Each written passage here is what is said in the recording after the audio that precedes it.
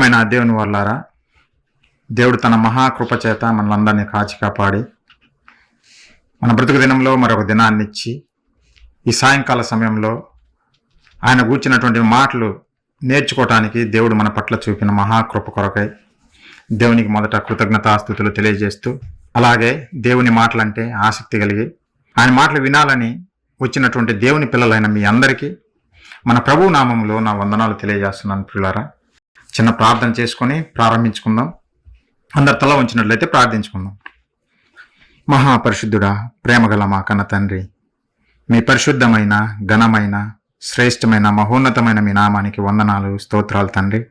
గడిచిన కాలమంతా మీ చల్లని రెక్కల నీడలో మమ్మల్ని కాచి కాపాడి మా బ్రతుకు దినంలో మరొక దినాన్ని ఇచ్చి తండ్రి, ఈ సాయంకాల సమయంలో తండ్రి మీ మాటలు కొన్ని నేర్చుకోవటానికి మా పట్ల మీరు చూపిన మహాకృప కొరకై కృతజ్ఞతాస్తుతులు తెలియజేస్తున్నాం తండ్రి.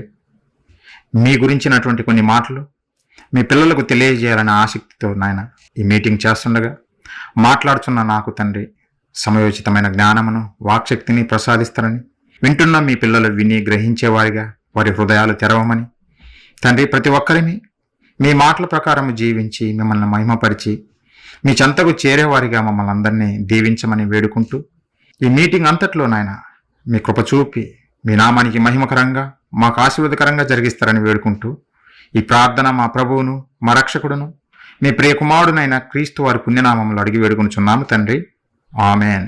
ప్రియులారా, ఈరోజు మీకు ఒక మంచి విషయాన్ని తెలియజేయాలనుకుంటున్నాను. శాస్త్రాతీతమైనటువంటి సంగతులు, దేవుని ఉనికిని ప్రశ్నించగలవారెవరు అనే విషయాన్ని మీ ముందుకు పెట్టాలనుకుంటున్నాను. పిల్లారా, మేము ఎక్కడ ప్రకటించినా క్రైస్ట్ చర్చ్ ఖమ్మం వారు పిల్లారా మీర్జాపేటలో ప్రకటిస్తున్నాం, కాకరలో ప్రకటిస్తున్నాం, మార్కాపురంలో ప్రకటిస్తున్నాం పిల్లారా. అలాగే బుడిచెల్ల గ్రామంలో సహోదరుడు అంజన్ కుమార్ ద్వారా ఇక్కడ కూడా ప్రకటించడం ప్రారంభించాము. ఎక్కడ ప్రారంభించినా మేము మొదటి నుంచి మానవాళికి దేవుని గూర్చినటువంటి అవగాహన నేర్పాలి. దేవుని గూర్చినటువంటి సంగతులు సరైన అవగాహన లేకపోతే మీరు అనేక సంగతులలో పొరబడిపోతారు అనే ఉద్దేశంతో పిల్లారా ఫండమెంటల్స్ మేము నేర్పుతున్నాము కూడా ఇక్కడ. అందుకే బుడిచల్ల గ్రామంలో ఈ మధ్యనే ప్రారంభించాము కనుక మీకు కూడా దేవుని గూర్చినటువంటి సరైన అవగాహన రావాలని ఒక ఉద్దేశంతో పిల్లారా ఈ సమాజంలో దేవుని గూర్చినటువంటి ఆలోచనలు ఎలా ఉన్నవి, అవి సరైనవా కావా, దేవుడు బైబిల్లో ఏమి చెప్పాడు అనే విషయాలు కూలంకుషంగా ఒక్కొక్కటిగా నేర్పించాలనే మేము ప్రయాసపడుతున్నాం పిల్లారా. దానికి సంబంధించినటువంటి అనేక విషయాలు మీ ముందు పెట్టి మిమ్మల్ని ఆలోచింప చేయాలనేదే మా ఆశ పిల్లారా. తద్వారా మీరు దేవుని నుంచి తొలగిపోరు. ఎలాంటి శ్రమలు వచ్చినా, ఎలాంటి కష్టాలు వచ్చినా, లేదంటే లోకంలో ఎలాంటి వారైనా వచ్చి దేవుని గూర్చి చెడు మాటలు చెప్పినా మీరు తొలగిపోకుండా నిలబడాలనే ఉద్దేశంతో ప్రారంభంగా ఈ పాఠాలన్నీ మీకు తెలియజేస్తున్నాం పిల్లారా. ప్రారంభంలో కొన్ని మాటలు మీకు చెప్పాను. దేవుని ఉనికిని గూర్చి ఈ సమాజం ప్రశ్నిస్తున్నప్పుడు దేవుడు కొన్ని మాటలు చెప్పాడు. ఆయన ఉనికిని ఎలా కనపరుచుకుంటున్నాడో, ఆయన ఉన్నాడా లేదా అనే విషయాలు కొన్ని మీకు తెలియజేశాం పిల్లారా. దానికి కొనసాగింపుగానే ఈరోజు మరికొన్ని విషయాలు మీకు తెలియజేయాలనుకుంటున్నాను. చాలా ఉంది చెప్పటానికి. మహాజ్ఞాన గ్రంథము బైబిలు, మన జీవితకాలం కూడా సరిపోదు. అందులో నేను మాటలు నేర్చుకొని మనము ఆలోచిస్తే మన జీవితకాలం కూడా సరిపోదు పిల్లారా. కానీ మీరు అర్థం చేసుకొని దేవుని చెంతకు రావడం కొరకు కొన్ని మాటలుగా మీకు తెలియజేయాలని ఆశ ఉంది. ఈరోజు సమాజాన్ని మనం అడిగితే పిల్లారా, దేవుడు అని అంటే దేవుని గూర్చి ఏ ఒక్కరికి ఏకాభిప్రాయం ఉన్నది పిల్లారా. మీరు ఆలోచించండి, మీరే చూస్తున్నారు సమాజంలో దేవుని గురించి ఒక్క మాటలు చెప్పండి అని అంటే ఏ ఒక్కరికి ఏకాభిప్రాయం ఉన్నదు. ఒకరు ఒక విధంగా చెబుతారు, మరొకరు మరొక విధంగా చెబుతారు. దేవుడు అంటే అదిగో సూర్యుడండి. సూర్యుడు మనకు వెలుగునిస్తున్నది కదా, మన పంటలను పండిస్తున్నది కదా. సూర్యదేవత అని చెప్పేవాళ్ళు కొంతమంది. మరి కొంతమంది దూడ మనకు మాంసాన్ని ఇస్తుంది కనుక దూడ మనకు దేవత అని ఈజిప్షియన్స్ ఆ రోజు పూజించారు. అదే ఇశ్రాయేలు కూడా పూజించారు పిల్లరా. ఇలా లోకంలో చూస్తే ఒక్కొక్కరు ఒక్కొక్క విధంగా దేవుణ్ణి చూపిస్తూ వచ్చారు పిల్లరా. ఈ మనిషికి సరైన అవగాహన దేవుని గూర్చి లేనే లేదు. అందుకే మనుషుల్లో భిన్నాభిప్రాయాలు వచ్చాయి. అందుకే ప్రతి ఒక్క మనిషి వేరువేరుగా నమ్ముతున్నారు. ప్రతి మనిషికి ఒక దేవుడుగా ఈరోజు సమాజంలో మనం చూస్తున్నాం పిల్లరా. ఎంతమంది మనుషులుంటే అంతమందికి దేవతలు వెలసిల్లారు ఈ లోకంలో పిల్లరా. మనిషికి ఒక దేవుడు. మీరే చూడండి, నేనేం అబద్ధాన్ని చెప్పటం లేదు. మీరు ఆ సమాజాన్ని చూసి ఆలోచిస్తుంటేనే మీకే అర్థమవుతుంటది. మనిషికి ఒక దేవుడు ఈ ప్రపంచంలో వెలిశాడు పిల్లరా. మనిషికి ఒక దేవుడు అంటే దీన్ని బట్టి మనకు అర్థమైపోతుంది ఏమని తెలుసునా, ఈ సమాజంలో దేవుని గూర్చి చెప్పేవాడు సరైన వాడు లేడు. సరిగా ఎవరు చెప్పటం లేదు. అందుకే భిన్నాభిప్రాయాలు కలిగి దేవుని గూర్చినటువంటి సరైన అవగాహన లేకుండా తప్పిపోతున్నారనే సంగతి మనకు అర్థమవుతుంది పిల్లారా. అయితే ఈ ప్రపంచంలో పిల్లారా, ఈ ఆరిన నేల మీద దేవుని గూర్చినటువంటి అవగాహన లేదంటే దేవుని గూర్చినటువంటి సరైన విషయాలు తెలియజేసిన పుస్తకం ఏదైనా ఉన్నది అని అంటే పిల్లరా, అదే the one and only the Bible, the holy Bible. ఈ బైబిల్ తప్ప ఈ ప్రపంచంలో ఏ పుస్తకము దేవుని గూర్చి సరైన అవగాహన ఇవ్వలేదు పిల్లరా. మరి ఈ బైబిల్ పట్టుకున్నటువంటి క్రైస్తవుడు సరిగా దేవుని గురించి చెప్పాలి కదా. దేవుడు మన చేతులు పెట్టాడు ఈ మహాజ్ఞాన గ్రంథము, పరిశుద్ధ గ్రంథాన్ని మన చేతులు పెట్టాడు. ఎందుకు? మనం ఆయన గూర్చి తెలుసుకొని ఆ తెలియని అనేక మందికి తెలియజేసి వారిని కూడా దేవుని చెత్తకు నడిపించాలనే మనకి ఈ జ్ఞాన గ్రంథము ఇచ్చాడు పిల్లారా. మరి మనకేమన్నా అర్థమైందా అంటే మనకు అర్థం కాలేదు పిల్లారా, మనకు అర్థం కాలేదు. చాలా మంది బైబిల్ తల కింద పెట్టుకుంటే దెయ్యాలు రావని పడుకుంటారు, చెడు తలంపులు రావు, చెడ్డ కళలు రావు, కాబట్టి నిద్రపోయేటప్పుడు బైబిల్ తల కింద పెట్టుకొని పడుకుందాము అనే ఆలోచనతో ఉంటారు పిల్లారా. అంటే వీరికి అర్థమైంది ఏంటంటే బైబిల్ దేవుని గ్రంథమే, అయితే ఆ దేవుని గ్రంథం మనం తల కింద పెట్టుకుంటే మనకు చెడ్డ కళలు రావు, లేదంటే దెయ్యాలు రావు అనే ఆలోచనలో అలాంటి భ్రమలలో బతుకుతున్నారు. మరి అందులో రాయబడిన మాటలు పరమార్థము అవసరం లేదు. బోధకులుగా ఉన్నవారు కూడా సరిగా వివరించి చెప్పటం లేదు పిల్లారా. దేవుని గురించి సరిగా వివరించి చెప్పటం లేదు. బైబిల్లో ఎన్నో విషయాలు దేవుని గురించి చాలా చక్కగా వివరించాడు పిల్లారా. సామాన్య మనుషుల నుంచి శాస్త్రవేత్తల వరకు అర్థమయ్యే విధంగా బైబిల్లో ఎన్నో మాటలు రాయించాడు. కాకపోతే మనకు బద్ధకము. సినిమాలు చూస్తాము, సీరియల్స్ చూస్తాము, ఊరి మీద అలా విహారయాత్రకు వెళ్తాము, కానీ బైబిల్ మాత్రం చదవము. బైబిల్ మనం చదవము కనుకనే ఎవడు చెప్పినా మనం వింటాం, మన చెవి అప్పగిస్తాము, వింటాము, అదే నిజమని అదే భ్రమలో బ్రతుకుతాం పిల్లారా. దేవుడు అలా భ్రమలో బ్రతకకూడదనే మనకి ఈ మహాజ్ఞాన గ్రంథం ఇచ్చాడు పిల్లారా.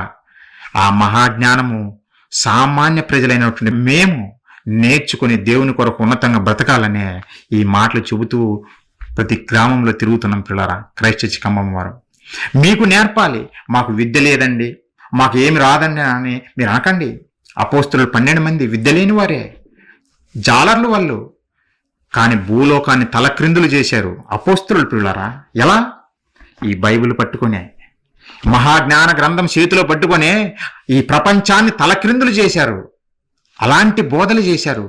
ఈరోజు మీరు కూడా అలాంటి బోధలు చేయాలి. దేవుని గూర్చి అలాంటి విషయాలు మీరు చెప్పాలి అనే ఉద్దేశంతో మీకు ఈ ఉన్నతమైన విషయాలు చెప్పాలని మీ దగ్గరకు వచ్చాం పిల్లారా. కొన్ని మాటలు ఆలోచిద్దాం. మనం సరిగా దేవుణ్ణి ఈ సమాజానికి పరిచయం చేయలేదు కనుకనే ఈరోజు అనేక మంది హేతువాదులు, నాస్తికులు బయలుదేరారు. దేవుడు లేడు అంటున్నారు, దేవుడు లేడు అని అంటున్నారు. ఎందుకు? దేవుడు ఉంటే మా కళ్ళకు చూపించండి, మేము నమ్ముతామంటున్నారు. మరి కళ్ళకు చూపించేవారు కొంతమంది ఉన్నారు. ఇదిగో ఈ దూడ దేవుడు అని కొంతమంది చెబుతున్నారు. అలాంటప్పుడు వాళ్ళు అడిగే ప్రశ్న ఏంటో తెలుసునా? బాబు, మనం దాన్ని చంపుకొని తింటున్నాము, అది దూడ మనకి ఎలా దేవుడైతాడు? మన చేతిలో బలయ్యేటువంటి ఒక జీవి దేవుడు మనకి ఎలా అవుతాడు అని వాళ్ళు ప్రశ్నిస్తున్నారు. అది కరెక్టే ప్రియులారా. మనం చంపుకొని తినేటువంటి జంతువు మనకు దేవుడు ఎలా అవుతాడు? కాలేడు ప్రియులారా. కానీ అది సమాజానికి చెబితే అది ఎక్కదు. మా పితరులు ఆచరించారు కనుక మా వంశపారంపర్యంగా ఇలా మేము కొనసాగిస్తూనే ఉంటామని అంటారు పిల్లారా. కానీ అది తప్పుడు, అది అలా చేయకూడదు. ఇలాంటి వాటిని పట్టుకొని శాస్త్రవేత్తలు దేవుడు లేడు అంటున్నారు. మరి క్రైస్తవులమైన మనమైనా సరిగా చెప్పాలి కదా. దేవుని మహాజ్ఞాన గ్రంథం మన చేతిలో పెట్టారు కదా. మన వాళ్ళు ఏం చేశారంటే, ఇదిగో నేను దేవుణ్ణి చూశాను, నాకు రాత్రి గొప్ప వెలుగు కనపడింది, నేను దేవుని చూశాను అని వీళ్ళు చెప్పడం ప్రారంభించారు పిల్లారా. మరలా వీళ్ళకి ప్రశ్న వచ్చింది, బాబు, అందరినీ సృష్టించినటువంటి దేవుడు నీకు మాత్రమే ఎందుకు కనిపిస్తున్నాడు? నన్ను సృష్టించాడు కదా దేవుడు, నేను నమ్మకపోయినా నన్ను సృష్టించాడు దేవుడు, మరి నాకు కూడా కనపడాలి కదా. నాకు కనపడకుండా నీకే కనపడుతున్నాడంటే అంటే నువ్వు నమ్మే దేవుడు అన్యాయస్తుడా, దేవుడు అన్యాయస్తుడా అనే విధంగా ప్రశ్నించేవారు ఉన్నారు ప్రియులారా. కనిపించలేదు గనక మేము నమ్మము, దేవుని నమ్మము అని వీళ్ళు చెబుతున్నారు. ఎందుకు దేవుడు కనిపించలేదో క్రైస్తవుడు చెప్పాలి. మన బాధ్యత అది. దేవుడు రాయించాడు. దేవుడు ఎందుకు మనిషికి కనిపించటం లేదో ఆ విషయాలు అర్థమయ్యే విధంగా ఈ సమాజానికి తెలియజేయాలి. అలా తెలియజేస్తేనే వారు నేర్చుకుని అప్పుడు దేవుని దగ్గరికి రావడానికి అవకాశం ఉంది ప్రియులారా. అదే దేవుడు చెప్పాడు. ఏమని? మీరు చెప్పండి నాన్న, మీరు చెప్పండి, సమాజానికి చెప్పండి. ఏమని చెప్పాలి? దేవుడు రాత్రి నాకు కలలో కనపడ్డాడు, లేదంటే బైబిల్ నేను తల కింద పెట్టుకుంటే దెయ్యాలు పోయినాయి. ఇవి కాదు చెప్పమన్నది దేవుడు. ఇవి కాదు. ఏమి చెప్పమన్నాడు? ఆయన గూర్చినటువంటి విషయాలు మనము ఈ సమాజానికి తెలియజేయాలి. ఒకసారి పేతురు గారు రాసినటువంటి మొదటి పత్రిక చూడండి ప్రియులారా. మనం చెప్పాలి ప్రియులారా. అందుకే మన చేతిలో ఈ జ్ఞాన గ్రంథం పెట్టింది దేవుడు. ఆలోచించండి. మహాజ్ఞాన సంగతులు మీరు నేర్చుకుంటారు. ఈరోజు శాస్త్రవేత్తనైన మీరు దేవుని పాదాల ముందు పడేసే శక్తి దేవుడు మీకు ఇస్తాడు ప్రియులారా. ఈ జ్ఞానం మీరు నేర్చుకుంటే శాస్త్రవేత్త వాడు విద్యావంతుడైనా ఉండొచ్చు, అయినా సరే మీ ముందు నిలవలేడు ఎవడు. ఎందుకంటే అంతటి మహాజ్ఞానాన్ని దేవుడు పెట్టాడు ప్రియులారా. దేవుడు చెప్పమన్నాడు ప్రియులారా. ఈ సమాజానికి తెలియచేయమన్నాడు.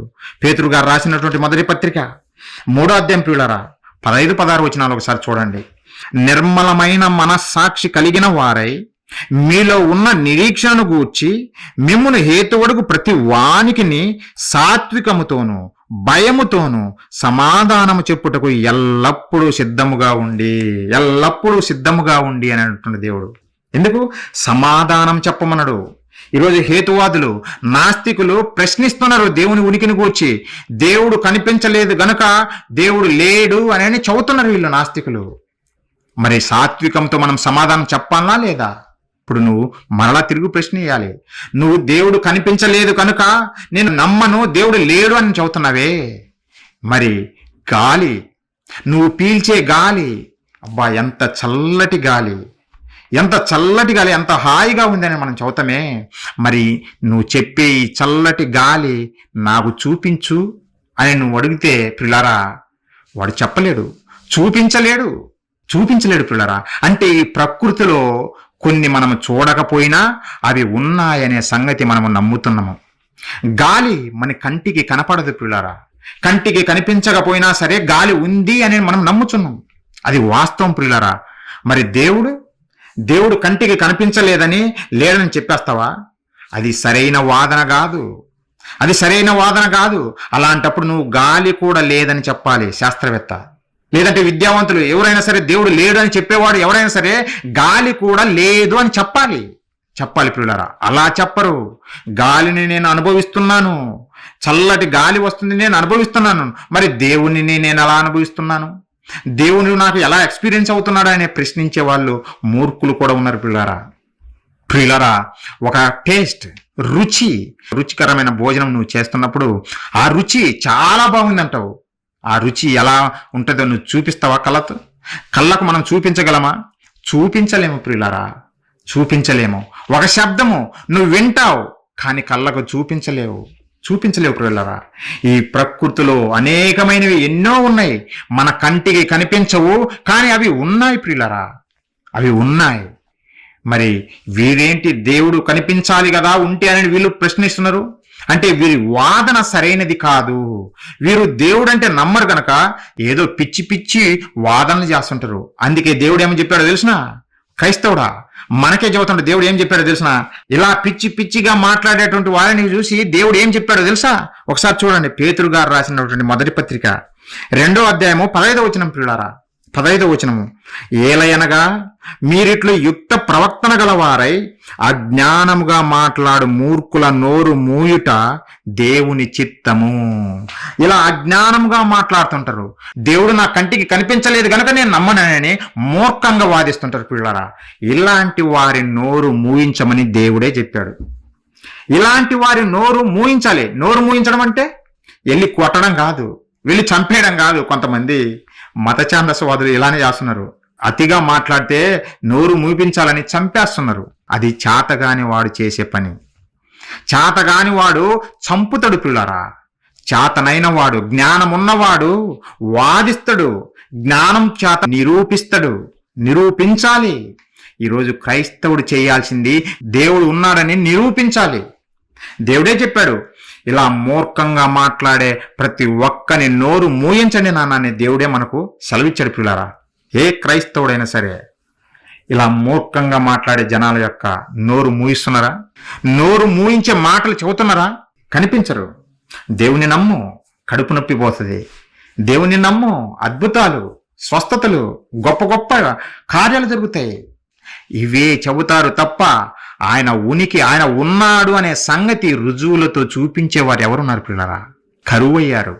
అవసరాల కొరకే దేవుని దగ్గరికి వచ్చి దేవుడా దేవుడా దేవుడా అని మొక్కుతుంటే ఆయన లేడని అనేక మంది దేవుని నుంచి తప్పిపోతున్నారు పిల్లరా. ఈరోజు అభివృద్ధి చెందుతున్నాము అని చెప్పుకుంటున్నట్టు ఈ దేశాలన్నీ, ఈ పాశ్చాత్య దేశాలన్నీ ఎలా తయారయ్యాయని తెలుసునా? దేవుడు లేడు అని తిరుగుబాటు చేసే విధంగా తయారయ్యాయి పిల్లరా. కారణము దేవుని గూర్చిన అవగాహన ఈ క్రైస్తవుడికి లేదు, చెప్పేవారు ఎవరు లేరు గనుకనే పిల్లరా. అందుకే కొంతమందినైనా అగ్నిలో నుండి లాగినట్టు కొంతమందినైనా రక్షించాలని ప్రయాసంతోటి క్రైస్ట్ చర్చ్ ఖమ్మం వారు ఈ మీటింగ్స్ చేస్తున్నాం పిల్లరా. కొంతమంది అయినా సరే దేవుని దగ్గరికి చేరాలి, దేవుని గురించి తెలుసుకోవాలి, దేవుని యొక్క ప్రేమను వారు తెలుసుకోవాలనే ఉద్దేశంతో ఈ మాటలు చెబుతున్నాం పిల్లరా. అక్రమంగా లేదంటే మూర్ఖంగా మాట్లాడే ఈ అజ్ఞానుల నోరు మూయించామని దేవుడే చెప్పాడు పిల్లారా. మూయించాలి. మనము ఎలా మూయిస్తామో చూద్దాం, ఒక్కొక్కటి చూద్దాం పిల్లారా. దేవుడు చెప్పాడు, దేవుడా నువ్వు ఉన్నావని మేము ఎలా రుజువుపరచాలి అని నువ్వు ప్రశ్నిస్తే, ఎవరు ప్రశ్నించినా సరే, నాస్తికుడు ప్రశ్నించినా సరే దేవుడు ఒక సమాధానం చెప్పాడు. నేను నీ కంటికి కనిపించకపోవచ్చు, కానీ నేను ఉన్నానని మీరు ఎలా తెలుసుకుంటానంటే, ఒక మాట చూడండి పిల్లారా, దేవుడు ఏం చెప్పాడు. రోమీయులకు రాసిన పత్రిక ప్రియులారా, 1వ అధ్యాయము 20వ వచనం ప్రియులారా. ఆయన అదృశ్య లక్షణములు. ఎవరి అదృశ్య లక్షణములు? దేవుని అదృశ్య లక్షణములు అనగా ఆయన నిత్య శక్తియు. ఆ అదృశ్య లక్షణాలు ఏమిటో తెలుసునా? నిత్య శక్తియు, ఎటర్నల్ పవర్, నిత్య శక్తియు, దేవత్వమును, డివినిటీ, దేవత్వమును జగదుత్పత్తి మొదలుకొని సృష్టింపబడిన వస్తువును ఆలోచించుట వలన తేటబడుచున్నవి. జగదుత్పత్తి మొదలుకొని సృష్టింపబడిన వస్తువులన్నిటిని నువ్వు ఆలోచిస్తే దేవుని గూర్చినటువంటి లక్షణాలు నీకు కనపడతాయి. ఈ ప్రకృతిలో దేవుని లక్షణాలు నీకు కనపడతాయి. ఈరోజు మనిషి ఈ శాస్త్రం పేరుతో ఈ ప్రకృతిని అంతా పరిశోధిస్తున్నాడు, ఆస్వాదిస్తున్నాడు, ప్రతిదీ అనుభవిస్తున్నాడు. కానీ చివరికి దేవుడు లేడు అని చెబుతున్నాడు. స్టీఫెన్ హాకిన్స్, నాసా అంతరిక్ష పరిశోధన శాస్త్రవేత్త, అతను భూమి మీద బ్రతికినంత కాలము దేవుడు లేడు, ఈ ప్రకృతి వెనక ఎవరు లేరు, దానికదే వచ్చింది అని చెప్పి చివరికి దేవుడు లేడు అనుకుంటేనే సచ్చాడు పిల్లారా. అంటే ప్రకృతిని అతను పరిశోధన చేశాడు, కానీ దేవుడు కనపడలేదు. మందమతి, బుద్ధిహీనుడు గనక, అజ్ఞాని గనక. జ్ఞానివైతే నీకు దేవుడు ఉన్నాడని కనపడతాడు పిల్లారా. దేవుడు ఉన్నాడని తెలుసుకుంటావు. అదే దేవుడు చదువుతున్నాడు. నేను కనపడలేదని మీరు భయపడాల్సిన పని లేదు నాన్న. నేను కనపడాలంటే, నేను ఉన్నానని మీరు తెలుసుకోవాలంటే ఏం చేయాలో తెలుసునా? నేను కలగజేసిన ప్రతి వస్తువును మీరు ఆలోచించండి. ఆకాశములను చూడండి, ఆలోచించండి. నక్షత్రాలను చూడండి, ఆలోచించండి. జంతువులను చూడండి, ఆలోచించండి. చెట్లను చూడండి, ఆలోచించండి. అవే నేనున్నాయని మీకు తెలియజేస్తున్నాయి. ఈ ప్రకృతిలో ప్రతి అణువు దేవుని ఉనికిని స్పష్టంగా తెలియజేస్తున్నాయి పిల్లారా. కాకపోతే ఆలోచించే వివేచన జ్ఞానము మనిషి కోల్పోయాడు గనుకనే దేవుడు అర్థం కావటం లేదు ఈ మానవాళికి పిల్లారా. దేవుడు అర్థం కావటం లేదు. ఎంత మంచి మాట చెప్పాడు. ఆయన నీకు అర్థం కావాలంటే మొట్టమొదటగా దేవుడు అదృశ్యుడు అని చెప్పాడు. ఆయన అదృశ్య లక్షణాలు ఆయన కంటికి కనిపించడు.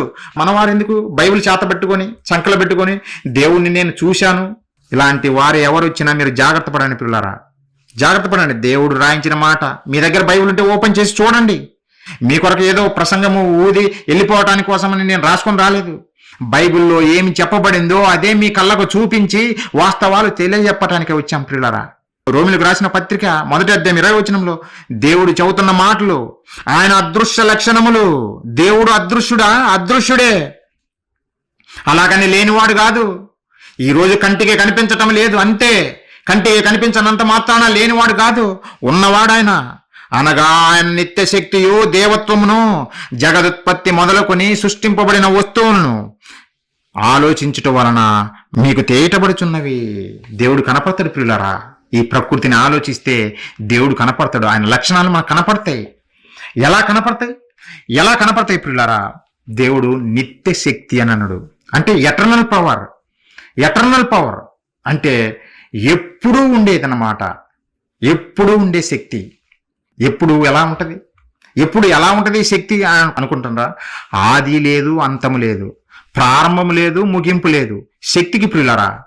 ఈరోజు మేము జ్ఞానులము, మేము గొప్పవారిమి, మేము శాస్త్రవేత్తలము అని చెప్పుకుంటున్నటువంటి ఈ శాస్త్రవేత్తలు చెబుతున్న మాటలు ఏంటియో తెలుసునా? శక్తిని గూర్చి ప్రియులారా. ఈ ప్రకృతిని వారు పరిశోధించారు. ఈ ప్రకృతిలో ఉన్న శక్తులను వాళ్ళు పరిశోధించి వాళ్ళు చెబుతున్న మాటలు ఏంటియో తెలుసునా? శక్తిని మనము సృష్టించలేము, దానిని నాశనం చేయలేము. The law of conservation of energy అని చెప్పారు. అంటే శక్తిని మనము పుట్టించలేము, దాన్ని నాశనం చేయలేము. అది ఎప్పుడు ఉండేదే, ప్రారంభము లేదు, ముగింపు లేదు అన్న విధంగా వీళ్ళు చెబుతున్నారు పిల్లరా. శక్తి నిత్యత్వ నియమము అని శాస్త్రవేత్తలే, ఈ లోకంలో జ్ఞానులుగా పిలువబడుతున్న వారే చెబుతున్న మాటలు. శక్తిని మనము సృష్టించలేము, నాశనం చేయలేము అని వీళ్ళు చెబుతున్న పిల్లరా. ఉదాహరణకు మీకు అర్థం కావడానికి ఒక విషయం చెబుతా. సూర్యుడు మనం చూస్తున్నాం ఎవ్రీడే, ప్రతిరోజు సూర్యుని చూస్తున్నాం కదా. సూర్యుని నుంచి శక్తి అనేది భూమి మీదకి ప్రసరింపజేస్తుంది. అది తెలుసా మీకు? కాంతి రూపంలో సూర్యుని నుంచి శక్తి అనేది భూమి మీదకి వస్తుంది పిల్లారా. ఆ సూర్యుడే లేకపోతే మన పంటలు పండవు, భూమి మీద మనిషి మనుగడ ఉండదు పిల్లారా. ఆ సూర్యుడు పైన మండుతున్నాడు గనుకనే, దేవుడు మండిస్తున్నాడు గనుకనే భూమి మీద ఉన్నటువంటి మన పొలాలు పండుతున్నాయి పిల్లారా. ఆ సూర్యుడు మండకపోతే మన పొలాలు పండవు. అంటే సూర్యుడి నుండి వచ్చేటువంటి శక్తిని మనం వేసిన పొలము, లేదంటే మొక్కలు, మిరప, పత్తి, వరి ఏదైనా తీసుకోండి, అవన్నీ ఏమి చేస్తాయో తెలిసిన ఆ మొక్కలు ఆ సూర్యుడి నుండి శక్తిని తీసుకొని ఆ శక్తిని నిల్వ చేస్తాయి. ఒక పత్తి రూపంలో, లేదంటే ఒక మిరప రూపంలో, ఒక వరి రూపంలో, ఒక గోధుమ రూపంలో, అది ఏ మొక్క అయినా సరే పిల్లరా, సూర్యుని నుండి శక్తిని తీసుకొని అవి ఆ శక్తిని నిల్వ చేస్తాయి. ఎందుకు? మన కోసం, మనము తినాలని, మనము శక్తి పొందాలని. మనకు శక్తి ఎలా వస్తుంది? మనం ఏం చేస్తున్నాం పిల్లరా? ఉదయం నుంచి సాయంత్రం వరకు ఏం చేస్తున్నాం? పొలానికి వెళ్తాం, వరి కొయ్యాలంటాం, మిరప కొయ్యాలంటాము, పత్తి తీయాలంటాము. ఇవన్నీ ఏంటివి? మనం ఆ వరిని తీసుకుని వచ్చి మనం వంట వండుకొని అన్నం తింటున్నాం. గోధుమలను తీసుకుని వచ్చి ఆ గోధుమ మొక్క ఆ శక్తిని ఆ గోధుమల రూపంలో నిల్వ చేయగా ఆ నిల్వ చేసినటువంటి ఆ గోధుమలను తీసుకుని వచ్చి మనం తింటున్నాం పిల్లరా. తద్వారా మనకు శక్తి వస్తుంది. మనం భోజనం చేయకపోతే, ఏంది బాబు ఇంత బలహీనంగా ఉన్నావు, ఎందుకు ఇంత నీరసంగా ఉన్నావు అని అంటుంటాం కొంతమందిని చూసి. 4 రోజుల నుంచి నేను భోజనం చేయలేదు అంటే మొక్కలలో ఉన్నటువంటి శక్తిని మనము తీసుకున్నాం. సూర్యుని నుంచి వచ్చినటువంటి శక్తి మొట్టమొదటగా మొక్కలలోకి వెళ్ళింది. మొక్కలలో నుంచి శక్తి మనము తీసుకుంటున్నాము. ఆ శక్తి, మనము తీసుకున్నటువంటి శక్తి మరలా ఈ విశ్వంలో కలిసిపోతుంది పిల్లారా. మనం నడిచినప్పుడు ఎంతో వేడి బయటకు వస్తుంటుంది, మనం పని చేస్తున్నప్పుడు వేడి వస్తుంటుంది మన బాడీలో నుంచి. అంటే అది అంత శక్తి పిల్లారా. శక్తి మరలా ఈ విశ్వంలో కలిసిపోతుంది. ఇదంతా అబ్జర్వ్ చేసినటువంటి శాస్త్రవేత్తలు చెప్పారు ఏమనంటే, శక్తిని మనము సృష్టించలేము, నాశనం చేయలేము. అది ఒక రూపం నుండి ఒక రూపంలోకి మారుతుంది తప్ప దానికి అంతము లేదు అని వీళ్ళు పలికారు పిల్లరా. వీళ్ళు పలికారు, చాలా మంచి విషయమే చెప్పారు. కానీ బుద్ధిహీనులు దేవుడు ఉన్నాడనే సంగతి తెలుసుకోలేకపోయారు. సృష్టిని పరిశోధించారు, సూర్యుని పరిశోధించారు, ఈ ప్రకృతిలో ఉన్న శక్తిని పరిశోధించారు, కానీ దేవుడు ఉన్నాడనే సంగతి మరిచిపోయారు పిల్లారా. దేవుడి గురించి ఏం చెప్పాడో తెలుసునా బైబిల్లో? దేవుడు తనను గూర్చి పరిచయం ఎలా చేసుకున్నాడో తెలుసునా? ఈ శక్తులు, ఈ విశ్వంలో ఉన్నటువంటి శక్తులకు మూలం ఎవరు? ఒకసారి చూడండి, నిర్గమకాండం 6వ అధ్యాయం 3వ వచనం పిల్లారా. మీరు ఆలోచించండి. ఇది ఎందుకండి మాకు, ఇది సైన్సా అని ఇలా అనుకుంటున్నారేమో. కాదు పిల్లారా, సైన్స్ కాదు, సైన్స్కి మించిన దేవుని జ్ఞానం ఇది.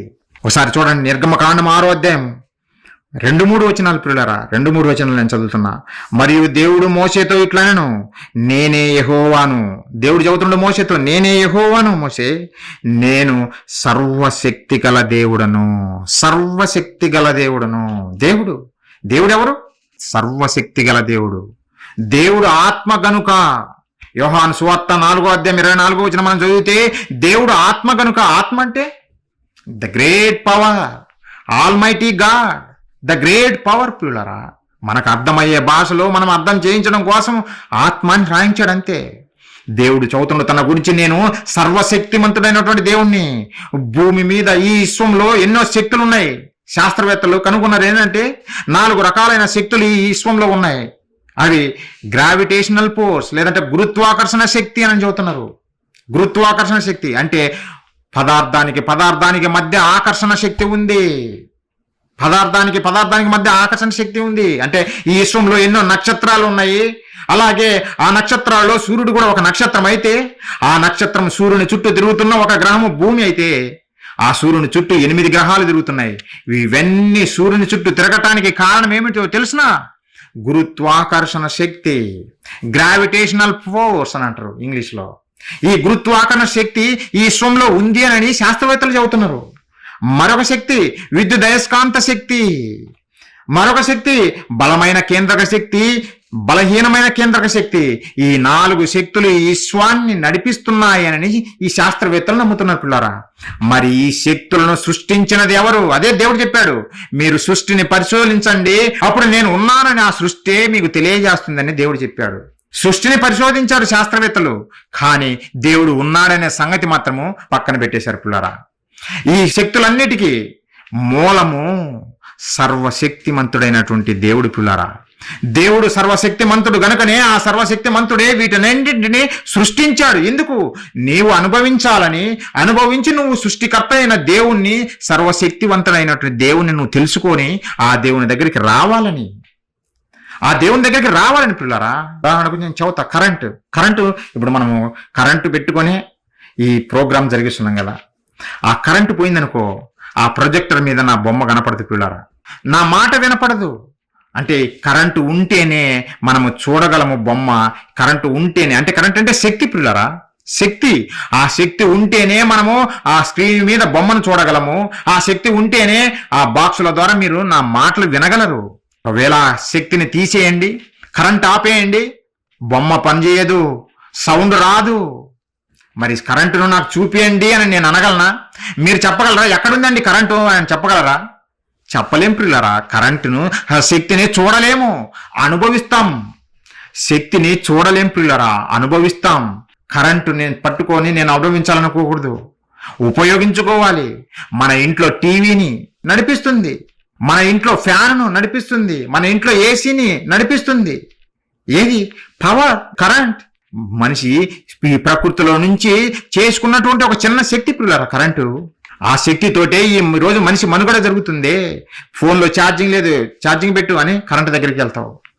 అంటే వీటన్నిటికీ ఈ శక్తి మూలమేనా? అవును పిల్లరా. ఈ ప్రకృతిలో ఇలాంటి శక్తులన్నిటిని పెట్టాడు దేవుడు, సర్వశక్తిమంతుడైనటువంటి దేవుడు. కానీ మనిషి తెలుసుకుంటున్నారా పిల్లారా? తెలుసుకోవటం లేదు పిల్లారా. దేవుని గూర్చి అవగాహన ఈ మనిషికి లేదు. దేవుడు అంటే చాలా చిన్నగా చూపిస్తున్నారు ఈ సమాజానికి మన వాళ్ళు కూడా. దేవుడు సర్వశక్తిమంతుడు, ఆల్మైటీ పిల్లారా. సర్వశక్తిమంతుడు, సర్వ సృష్టికర్త అయినటువంటి దేవుడు పిల్లారా. అంత గొప్ప దేవుణ్ణి చిన్నగా చూపిస్తున్నారు ఈ సమాజానికి. అందుకే వీరు నమ్మటం లేదు దేవుణ్ణి. సరిగ్గా చెప్పేవారు కావాలి పిల్లారా. మీరు నేర్చుకోండి, మీరు చెప్పండి, సమాజానికి తెలియజేయండి. దేవుడు శక్తి, మహాశక్తి. ఆ శక్తిని చూడాలనుకోకు. ఆ శక్తిని చూడాలనుకుంటే నువ్వు బ్రతకలేవు. ఉదాహరణకు మన కళ్ళ ముందే సూర్యుడు కనపడుతున్నాడు. మధ్యాహ్నం చూడండి పిల్లారా. మధ్యాహ్నం సూర్యునికి వెళ్ళి చూసి మీరు తట్టుకోగలరా? కళ్ళు పోతాయి పిల్లారా, మన కళ్ళు పోతాయి. ఆ సూర్యుని చూసి మనం తట్టుకోలేం. దేవుడు చేసిన నక్షత్రాలలో సూర్యుడు అతి చిన్న నక్షత్రం పిల్లారా. ఆ చిన్న నక్షత్రాన్నే చూసి మనం తట్టుకోలేనప్పుడు మహాశక్తివంతుడైనటువంటి దేవుని ఎలా చూడగలవు? ఎలా తట్టుకోలేవు. అందుకే దేవుడు మనకు కనపడటం లేదు. అందుకే దేవుడు మనకు అదృశ్యుడుగా ఉన్నాడు. అదృశ్యుడుగా ఉన్నంత మాత్రాన లేనివాడు కాదు, ఉన్నాడు. మనమందరం తెలుసుకోవాలి. ఆ శక్తిలోనే పిల్లరా ఇంకొక లక్షణం ఉంది, నిత్యము ఉంటుంది. అంటే ఆ శక్తి నిత్యము ఉంటుంది పిల్లరా. ఉదాహరణకు ఈ సూర్యుడిని మీకు ఎగ్జాంపుల్ చెబుతాం. మీరు ఉదయం లేచిన నుంచి చూస్తూనే ఉంటాం కదా సూర్యుడు. శాస్త్రవేత్తలు చెబుతున్న లెక్కల ప్రకారము సూర్యుడు ఇప్పటికి పుట్టి ఎంతకాలం అయిందో తెలుసునా? 460 కోట్ల సంవత్సరాలైంది. 460 కోట్ల సంవత్సరాల నుంచి ఈ రోజు మనం చూస్తున్న సూర్యుడు అదే విధంగా మండిపోతూ ఉన్నాడు పిల్లరా. అదే విధంగా మనకు వెలుగుని ఇస్తూనే ఉన్నాడు, అదే విధంగా మనకు శక్తిని ఇస్తూనే ఉన్నాడు. సూర్యుడు మనము పుట్టక ముందు అదే సూర్యుడు ఉన్నాడు, మన పితరులు పుట్టక ముందు అదే సూర్యుడు ఉన్నాడు, ఆది తండ్రి అయినటువంటి ఆదాము గారు పుట్టక ముందు అదే సూర్యుడు ఉన్నాడు. ప్రియులారా, 460 కోట్ల సంవత్సరాల నుంచి వెలుగుతూనే ఉన్నాడు. మరి ఆరిపోలేదే. దేవుడు మనకు ఒక విషయం తెలియజేస్తున్నాడు. నువ్వు సూర్యుడిని చూసైనా నన్ను తెలుసుకున్నాయన. సూర్యుడికి అంతం లేదు. యేసుక్రీస్తుల వారు వచ్చేంత వరకు సూర్యుడు వెలుగుతూనే ఉంటాడు. ప్రభు వచ్చేంత వరకు ఆ సూర్యుడు వెలుగుతూనే ఉంటాడు. పిల్లారా, అంటే నీకు ఒక లక్షణాన్ని చూపిస్తున్నాడు. ఈ ప్రకృతిలో నుంచి ఆయన కూర్చున్నటువంటి లక్షణాలను నీకు చూపిస్తున్నాడు. సూర్యుడు ఎలా వెలుగుతున్నాడో, ఎలా నాశనం లేకుండా ఎలా వెలుగుతున్నాడో, నేను కూడా ఆది అంతము లేకుండా నేను ఉన్నాను. మీకు కంటికి కనిపించలేదంతే. మీ శరీరం తట్టుకోలేదు నన్ను చూస్తే. మీది క్షయమైనటువంటి దేహము. ఈ క్షయమైనటువంటి ఈ దేహము ఆ మహాశక్తివంతుణ్ణి చూసి తట్టుకోలేదు. అందుకే మీకు కనపడటం లేదు. ఒకనాడు మోసే అడిగాడు, తండ్రి ఇంత ప్రేమ మా మీద కనపరుస్తున్నారు మీరు, మిమ్మల్ని చూడాలని తండ్రి, మిమ్మల్ని చూడాలని దేవా అంటే, మోసే నన్ను చూస్తే నువ్వు తట్టుకోలేవు నన్నా, నువ్వు చనిపోతావు, నువ్వు మరణిస్తావు, నువ్వు బ్రతికుండాలి, నా పని చేయాలి అని దేవుడు ఆ రోజు కనపరచుకోలేదు. పిల్లరా, కనపరచుకోలేదు. ఆయన మహిమను చూపించాడంతే. ఆయన మహిమను చూపించాడు దేవుడు. అందుకే మనకు ఈరోజు కనిపించటం లేదు. ఆయన శక్తిమంతుడు కనుకనే మనకు కనిపించటం లేదు. కనిపించలేనంత మాత్రాన ఆయన లేడు అని అనుకోకూడదు ఎవరైనా సరే. ఈ ప్రకృతిని చూసి నువ్వు తెలుసుకోవాలి, దేవుడు ఉన్నాడనే సంగతి నువ్వు గుర్తుపట్టాలి పిల్లరా. గుర్తుపట్టకపోతే మోసపోతాం. ఆయన లక్షణాలు ప్రతి నిత్యం మనం అనుభవిస్తున్నాము, మనం చూస్తున్నాము, మన కల్లారా ప్రతిదీ చూసి అనుభవిస్తూనే ఉన్నాం పిల్లారా. కానీ గ్రహింపు లేదు మనిషిలో గ్రహింపు లేదు. దేవుడు నిత్యం ఉంటాడా? దేవుడు మోషే గారిని పిలిపించి, మోషే నువ్వు నా ప్రజలైనటువంటి ఇశ్రాయేలు ప్రజలను ఐగుప్తు బానిసత్వం నుంచి నువ్వు బయటికి రప్పించాలన్నా, నేను నాయకత్వంగా నియమించి బయటికి రప్పించాలనుకుంటున్నాను, నువ్వు వెళ్ళు, ఫరోతో మాట్లాడు, నా ప్రజలను బయటికి తీసుకుని రా అని చెబితే మోషే గారు అన్నారు, దేవా వారు నా మాట వినరు, ఈ ప్రజలు నా మాట వినరు, వారు అడుగుతారు నిన్ను పంపించిన దేవుడు ఎవరు, ఆయన పేరు ఏం పేరు అని అడుగుతారు ప్రభువా. అప్పుడు నేనేం చెప్పాలి, వారికి నేనేం చెప్పాలి ప్రభువా అని అంటే, అప్పుడు దేవుడు మోషే గారికి ఇచ్చిన సమాధానం చూడండి పిల్లరా. నిర్గమకాండం 3వ అధ్యాయము 14వ వచనం పిల్లరా. అందుకు దేవుడు నేను ఉన్నవాడను అనువాడనై ఉన్నానని మోషేతో చెప్పాను. నేను ఉన్నవాడను మోసే, నా పేరు అడుగుతున్నావేంటి? నేను ఉన్నవాడనంటే అర్థమైంది పిల్లరా. ఎప్పటి నుంచి ఉన్నావు దేవా, ఎప్పటి నుంచి ఉన్నావు? మోసే ఎప్పటి నుంచి కాదు, నాకు కాలము లేదు మోసే, నాకు కాలము లేదు, ప్రారంభం లేదు, ఆది లేదు, అంతము కూడా లేదు మోసే, అంతము కూడా లేదు. నేను ఎప్పుడూ ఉన్నవాడిని. ఎప్పటి నుంచి ఉన్నావు ప్రభువా? నీవు పుట్టక ముందు ఉన్నవాడిని, నీ పితరుడైనటువంటి ఆదాము పుట్టక ముందు ఉన్నవాడిని, నీ కొరకు నువ్వు అనుభవించాలని ప్రకృతిని కలుగజేసినప్పుడు ఆ ప్రకృతి లేకముందు ఉన్నవాడిని నేను. అలాగే పరలోకము కూడా లేకముందు ఉన్నవాడిని నేను, ఎప్పుడు ఉన్నవాడిని. నన్ను సృజించిన వారు ఎవరు లేరు. నాకు నేనుగా నేను ఉన్నవాడను మోసే, నేను ఉన్నవాడను అంటున్న పిల్లరా. అదే శక్తి యొక్క లక్షణం పిల్లరా. ఆయన ఎటర్నల్ పవర్, దేవుడు eternal power, the great power, almighty God. ఆయన ఎప్పటికీ ఉండేదే తప్ప ఆయనకు ప్రారంభము లేదు, నాశనం లేదు. దేవుడిలో ఉన్నటువంటి గుణాలే ఈ ప్రకృతిలో పెట్టాడు. శక్తిని చూసినటువంటి నీవు తెలుసుకోవాలి. శక్తి ఒక రూపం నుండి మరొక రూపానికి మారుతుంది అని చెబుతున్నాడే శాస్త్రవేత్త.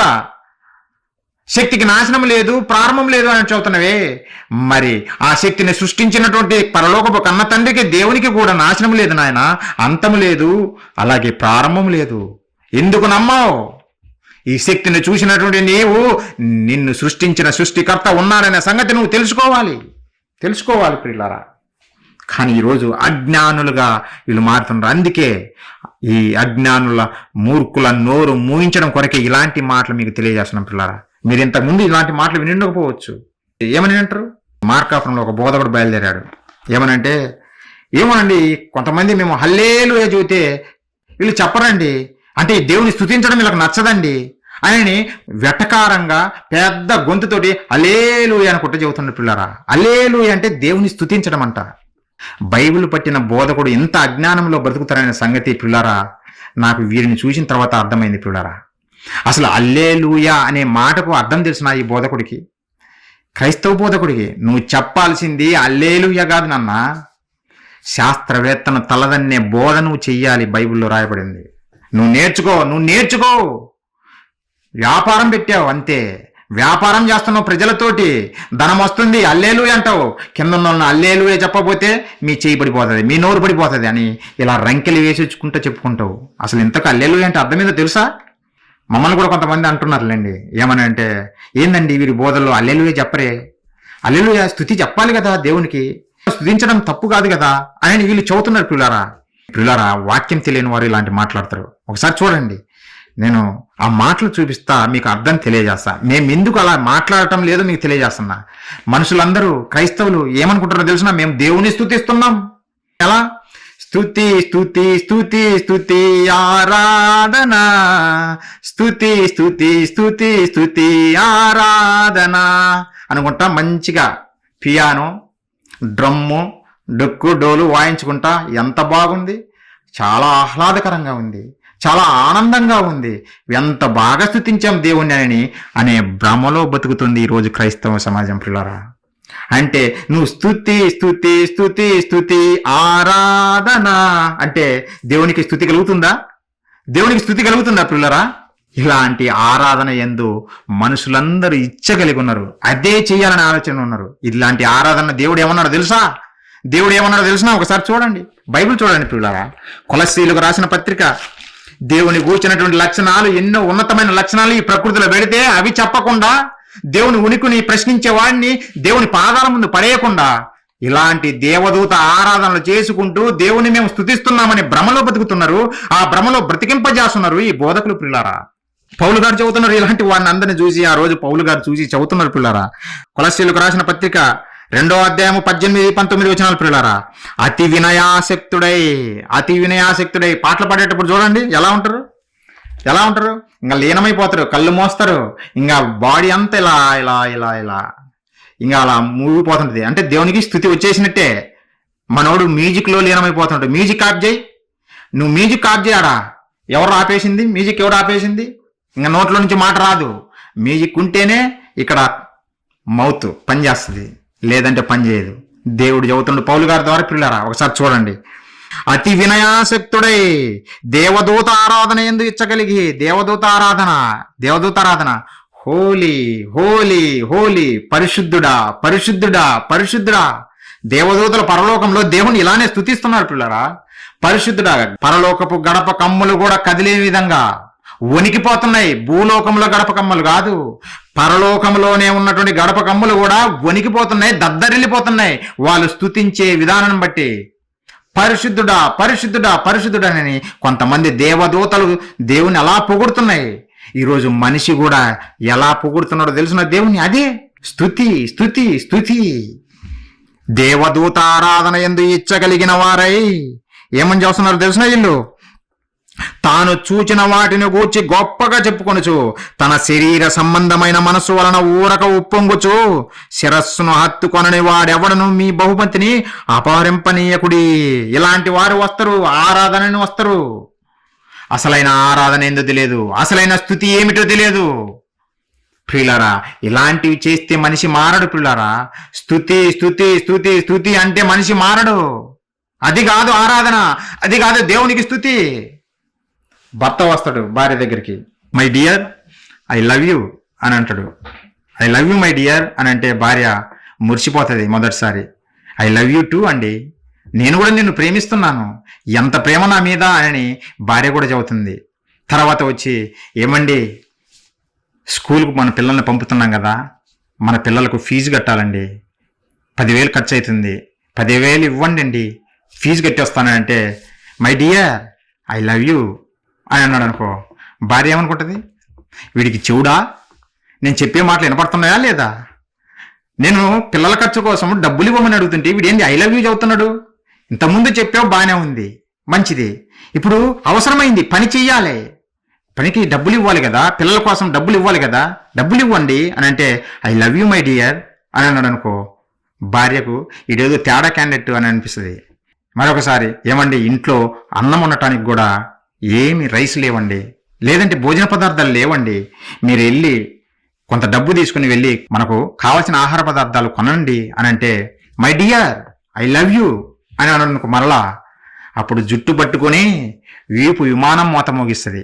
పోరా బయటికి వెళ్ళి పని చేసి డబ్బులు తీసుకొచ్చి కుటుంబాన్ని పోషించురా అనే చెబుతుంది భార్య. పిల్లరా, అంటే ఐ లవ్ యూ అంటే నోటితో చెప్పడం కాదు, పని చేయరా, పని చేసి కుటుంబాన్ని పోషించు, అదిరా ప్రేమ అంటే, అది ప్రేమ. ఐ లవ్ యూ అని నోటితో చెబితే అది ప్రేమ కాదు. మరి మన క్రైస్తవులేంది?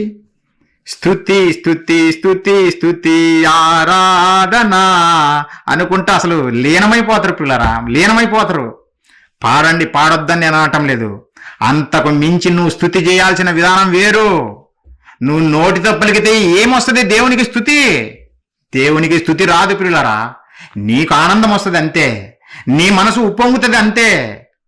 హల్లెలూయా అంటాడు ఆలక్షణంగా, హల్లెలూయా. నిద్రపోతున్నారా? హల్లెలూయా. అందరూ నిద్రపోయే వాళ్ళందరూ హల్లెలూయా అని చెప్పమని అంటాడు. అసలు హల్లెలూయా అంటే అర్థం ఏదో తెలిసినా? అసలు హల్లెలూయా అంటే అర్థం ఏదో తెలిసినా పిల్లరా? ఒకసారి చూడండి ప్రకటన గ్రంథం. బైబిల్ ఏం చెప్పిందో అదే మీకు చెబుతాం, అదే మీ కళ్ళ ముందు పెడతాం. మీరు అజ్ఞానంలో పోకుండా సత్యవాక్య ప్రకారం జీవించి పరలోక కన్న తండ్రి ఆశలు నెరవేర్చి ఆ కన్న తండ్రి దగ్గరికి చేరాలి పిల్లరా, చేరాలి. మీరు అబద్ధ బోధనలో మగ్గిపోయి చివరికి నరకానికి పాలు కాకూడదు పిల్లరా. ప్రకటన గ్రంథం 19వ అధ్యాయం ఏం చెప్పాడో చూడండి పిల్లరా. ప్రకటన గ్రంథము 1వ వచనం నుంచి బైబిల్ ఉన్నవారు ప్రతి ఒక్కరు చూడండి. అటు తర్వాత బహుజనుల శబ్దము వంటి గొప్ప స్వరము పరలోకమందు ఇలాగు చెప్పగా వింటిని. బహుజనముల సమూహము లాంటి గొప్ప స్వరము వచ్చిందంట పరలోకం నుండి. ఏమని చెబుతుందో తెలుసిన? ప్రభువును స్తుతించుడి, ప్రభువును స్తుతించుడి అని చెప్పారు వాళ్ళు. ప్రభువును స్తుతించుడి అంటే చెబుతున్నారు, నేను ఇప్పుడు చెబుతున్నా ప్రభువును స్తుతించుడి అని. మరి మీరేం చేయాలి? ప్రభువును స్తుతించుడి అని చెప్పాలనా, లేదంటే దేవునికి మహిమ కలుగును గాక అని చెప్పాలనా? అక్కడ వెంటనే చెప్పాడు ప్రభువును స్తుతించుడి అని చెప్పి, రక్షణ మహిమ ప్రభావములు మన దేవునికే చెల్లును. అంటే మీరు ప్రభువును స్తుతించుడి అని నేను చెప్పంగానే మీరు ఏమని చెప్పాలో తెలిసిన? రక్షణ మహిమ ప్రభావములు మన దేవునికే చెల్లును అని మీరు చెప్పాలి. అలా కాకుండా నేను ప్రభువును స్తుతించుడి అని అంటే మీరు కూడా రివర్స్గా ప్రభువును స్తుతించుడి అన్నారనుకో, ఇంకా ఎవరు స్తుతిస్తారు? నేను చెప్పాను స్తుతించమని, మీరు చెప్పారు స్తుతించమని, మధ్యలో ఇక ఎవరు స్తుతిస్తారు పిల్లరా? ఆ ప్రభువును స్తుతించుడి అన్న మాటనే హెబ్రూ భాషలో హల్లెలూయా అంటారు. ఇంగ్లీష్లో ప్రైజ్ ద లార్డ్. చాలా మంది మనకు చదువుతుంటారు, వందనాలు చెప్పే ముందు జనరల్గా క్రైస్తవులు సహోదరులు కలుసుకున్నప్పుడు praise the Lord brother, praise the Lord brother అంటే వెంటనే ఈ బ్రదర్ కూడా ప్రైజ్ ద లార్డ్ బ్రదర్ అని చదువుతాడు. ఒరే బాబు, నువ్వు దేవుని స్తుతించు అని అంటే వాడు కూడా దేవుని స్తుతించంటే దేవుడు చూస్తుంటాడు, ఇంతగా ఎవడు నన్ను స్తుతిస్తుంటాడు వీళ్ళల్లో, వీడు స్తుతిస్తాడా అని ఎదురు చూస్తూ ఉంటాడు. మీరిద్దరు మాత్రము దేవుని స్తుతించు, దేవుని స్తుతించు. ప్రియులారా, వీరికి అర్థమైంది ఇది. హల్లెలూయా చెప్పకపోతే తప్పంట. కాదు ప్రియులారా, అసలు దేవుణ్ణి స్తుతించడం అంటే హల్లెలూయా చెప్పడం కాదు ప్రియులారా. ఒకవేళ నోటి మాటతో నీ చెప్పాలన్నప్పుడు ఎవరైనా హల్లెలూయా అంటే ఏమని చెప్పాలని తెలిసిన? ఆల్ గ్లోరీ టు గాడ్, లేదంటే దేవునికి మహిమ చెల్లును గాక అని చెప్పండి. నేను చెప్పొద్దని అనటం లేదు. మరలా మీరు హల్లెలూయా అని రివర్స్ చేశారనుకో, దేవుడు చూస్తాడు, ఎవర్రా నన్ను స్తుతించమన్నది ఈ విధంగానని దేవుడు అడుగుతాడు పిల్లరా. అది కాదు స్తుతి విధానము, అది కాదు దేవుని మహిమపరిచే విధానము. ప్రకృతిని చూడండి, ఆ ప్రకృతి దేవుణ్ణి మహిమపరిచే విధానం తెలియజేస్తున్నది. అలాగే దేవుణ్ణి ఎలా స్తుతించాలో, ఎలా మహిమపరచాలో తెలియజేస్తున్నాయి పిల్లరా. ఆయన లక్షణాలను తెలియజేస్తున్నాయి, ప్రకృతి ఏ విధంగా దేవుణ్ణి స్తుతిస్తుందో, ఏ విధంగా మహిమపరుస్తుందో ఒకసారి చూడండి పిల్లరా.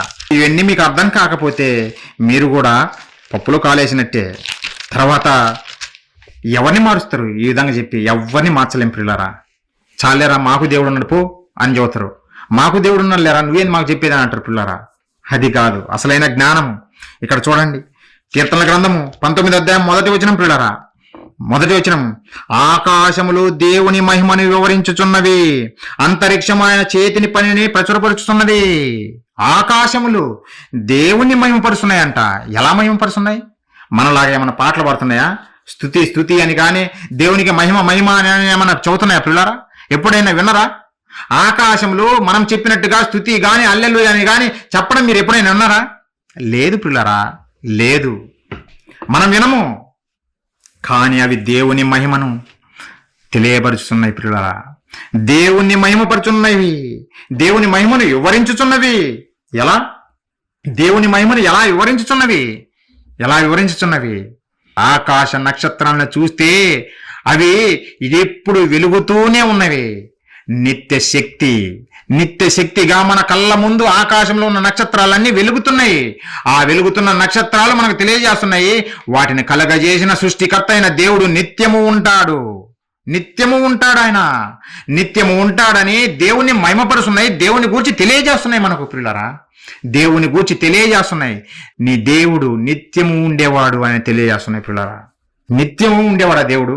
అవును ప్రియులారా. 1 తిమోతి 6:16 చదివితే ఒకసారి చూడండి, ఆ మాట కూడా మళ్ళీ వద్దాం ఇక్కడికి. 1 తిమోతి 6:16 మనం చూడగలిగితే, సమీపింపరాని తేజస్సులో ఆయన మాత్రమే వసించుచు అమరత్వం గలవాడున్నాడు. మనుషులలో ఎవడును ఆయనను చూడలేదు, ఎవడను చూడనేరడు. మరి వీళ్ళేంది మేము చూశామంటారు? అంత నాటకం, బోటకం, గారడి, తప్పు ప్రియులారా. ఆయన అమరత్వం గలవాడిగా సమీపింపరాని తేజస్సులో ఆయన మాత్రమే వసించుచున్నాడు. ఆయన మాత్రమే దేవుడు అమరత్వం గలవాడై, అంటే నిత్య శక్తిగా దేవుడు ఉన్నాడు ప్రియులారా. ఈ ప్రకృతిని చూస్తుంటేనే మనకు అర్థం కావాలి, ఈ శక్తులను కలిగజేసినటువంటి సృష్టికర్త నిత్యం ఉండేవాడైన సంగతి మనం తెలుసుకోవాలి. ఇలాంటి బోధలు శాస్త్రవేత్తకు తెలియజేయాలి. ఇలాంటి బోధలు వాడి నమ్మిన శాస్త్రాన్నే చూపించి వాడి నడ్డి విరగగొట్టి దేవుని పాదాల ముందు పడేయాలి ప్రియులారా. దేవుడు కూర్చున్నటువంటి జ్ఞానము ఈ సమాజానికి లేదు. ఆకాశములు దేవుని మహిమను వివరించుతున్నాయి, చదువుతున్నాయి అవే. ఒకసారి యెషయా గ్రంథం చూస్తే అక్కడ దేవుడు ప్రశ్నిస్తున్నాడు ఈ మానవాన్ని. ఒకసారి చూడండి 40వ అధ్యాయం ప్రియులారా, యెషయా గ్రంథం ప్రియులారా, 40వ అధ్యాయం 26వ వచనం. మీ కన్నులు పైకెత్తి చూడుడి, వీటిని ఎవడు సృజించను? ఎందుకు చూడమన్నాడు పైకి మీ కన్నులు ఎత్తి? ఎందుకు మీ కన్నులు పైకెత్తి చూడమన్నాడు? ఎందుకంటే ఆకాశము క్రింద సృష్టింపబడిన సమస్త సృష్టి దేవుని గూర్చి వివరిస్తున్నాయి, దేవుని మహిమను తెలియజేస్తున్నవి, దేవుడు ఉన్నాడని ప్రకటనలు చేస్తున్నాయి. అందుకే చదువుతున్నాడు, మీ కన్నులు పైకెత్తి చూడుడి, వీటిని ఎవడు సృజించను? వీటి లెక్క చొప్పున వీటి సమూహమును బయలుదేరి చేసి వీటన్నిటికీ నీ పేర్లు పెట్టి పిలుచువాడే కదా. వీటన్నిటికీ ఏది? నక్షత్రాలు ప్రియులారా. నక్షత్రాలు కోటాను కోట్ల నక్షత్రాలు నువ్వు లెక్కించలేవు, కానీ దేవుడికి లెక్క ఉంది. అవి ఎన్ని కోట్ల నక్షత్రాలు ఉన్నాయో దేవుని దగ్గర సంఖ్య ఉంది. సంఖ్యే కాదు, వాటికి పేర్లు పెట్టి పిలుస్తున్నాడు దేవుడు. ఆ నక్షత్రాలను పేర్లు పెట్టి పిలుస్తున్నాడు పిల్లరా. సృష్టికర్త గనుక, సృష్టించాడు గనుక. అప్పుడు నువ్వు ఆకాశం వైపు చూసినప్పుడు నీకు అర్థం కావాలి, దేవుడు ఉన్నాడు. ఇంత అద్భుతమైన సృష్టి ఎవరు చేశారు? నేను చేయలేదే అని స్టీఫెన్ హాకింగ్ చెప్పాలి. లేదంటే నేను చేయలేదని ప్రతి నాస్తికుడు చెప్పాలి, ప్రతి హేతువాది చెప్పాలి. లేదంటే ఎవడైనా చేశాడేమో చెప్పమని. మరి నేను చేశాను లేదంటే నా తండ్రి చేశానని ఏ శాస్త్రవేత్త చెప్పగలడా? ఈ ప్రకృతిని చూసి ఒక్కడు చెప్పలేడు. అనుభవించటం తప్ప, ఈ ప్రకృతిని అనుభవించడం తప్ప ఇది నేను చేశానని ఏ ఒక్కడు ముందుకు రాలేడు. నీ తలలో ఎంట్రుకనే నువ్వు చేయలేనటువంటి పరిస్థితి. మనిషి, నీ తలలో ఉన్న ఒక ఎంట్రుకనే నువ్వు చేయలేవు, దాన్ని కలరే మార్చలేనటువంటి పరిస్థితి. ఊరికే రంగేసుకుంటావు అంతే, ఊరికి రంగేసుకుంటావు. ఆ ఎంట్రుకను తెలుపుగా గాని నలుపుగా గాని చేయలేనటువంటి స్థితి నీది. ఆ ప్రకృతిని చూసినప్పుడు నీకు అర్థం కావాలి, సృష్టికర్త ఉన్నాడు, ఆయన నిత్య శక్తి, అమరత్వం గలవాడు.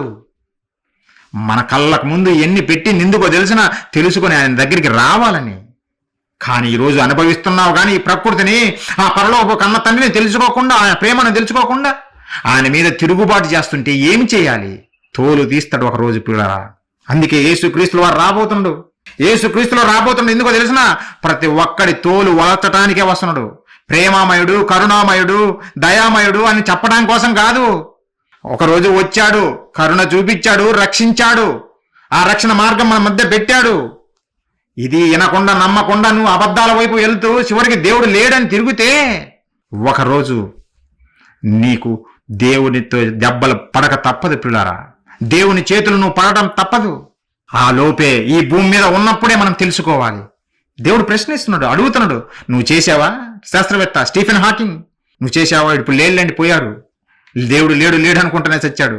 ఇప్పుడు ఇంకా వాడిని నమ్మిన వాళ్ళు చాలా మంది ఉన్నారు. భారతదేశంలో ఉన్నారు, అమెరికాలో ఉన్నారు, ప్రతి చోట ఉన్నారు నాస్తికులు. దేవుడు లేడు దేవుడు లేడు అని తిరుగుకుంటా ఉంటారు పిల్లరా.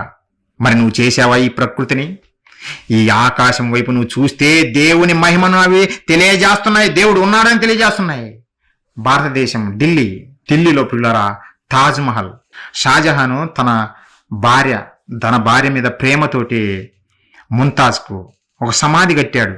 అదే తాజ్ మహల్. ఎంత అందమైన కట్టడము, ఎంత బాగుంది, వెళ్ళాలి మన ఇండియాలోనే ఉంది, మనం వెళ్ళి చూసి రావాలి అని అనేక మంది పర్యాటకులు వెళ్ళిపోతున్నారే.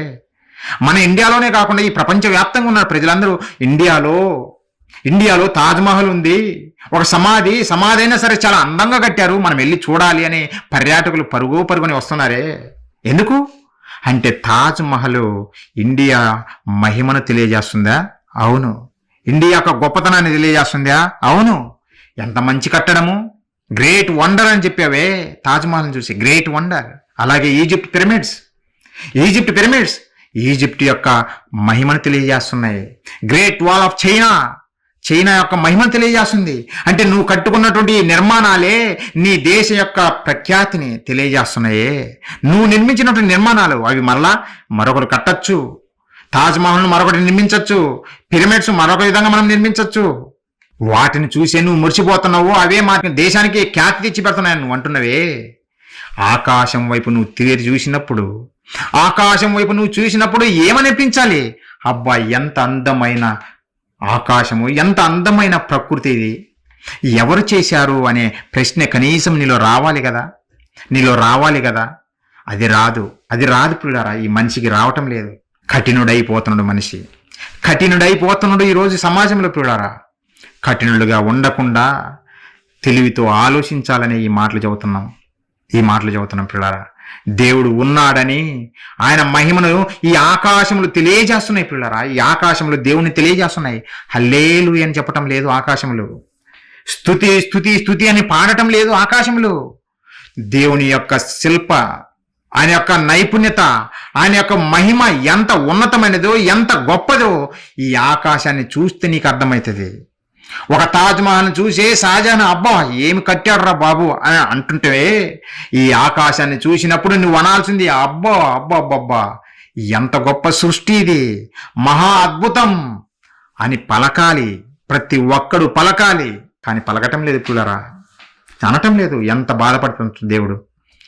ఎన్నో కలుగజేసి దేవుడు మన పాదాల కింద పెట్టి మనల్ని ఈ ప్రకృతి మీద రారాజులుగా నియమించి అనుభవించి నన్ను తెలుసుకొని నాన్న అని ఈ ప్రజలకు చెబుతుంటే, ఈ ప్రజలేమో దేవుడు లేడు అని విర్రవీగుతున్నారు పిల్లరా. ఇలాంటి బుద్ధిహీనుల మాటలు మీరు వినద్దు పిల్లరా. ఇలాంటి బుద్ధిహీనుల మాటలు వింటే మనము కూడా వారితో పాటు నిత్య నరకానికి జారిపోతాం. ఎన్నో ఆధారాలు పెట్టాడు, ప్రకృతిని పరిశీలించమన్నాడు దేవుడు. నేను కనపడతాను, నా లక్షణాలు కనపడతాయని చెప్పాడు. మనకు కనపడుతున్నాయి. ఆయన యొక్క నిత్య శక్తి ఎలాంటిదో మనకు కనపడుతుంది. ఈ శక్తులను మనము చూస్తున్నప్పుడు పిల్లారా, నిజంగా ఈ ప్రకృతిలో మనకు కనపడేదంతా ఈ మనిషికి తెలిసింది చాలా తక్కువ పిల్లారా, చాలా తక్కువ. 95% ఈ ప్రకృతిలో ఉన్నది ఏమీ తెలియదని ఈ శాస్త్రవేత్తలే చెబుతున్నారు. దేవుడు ఏం చెప్పాడో తెలుసునా?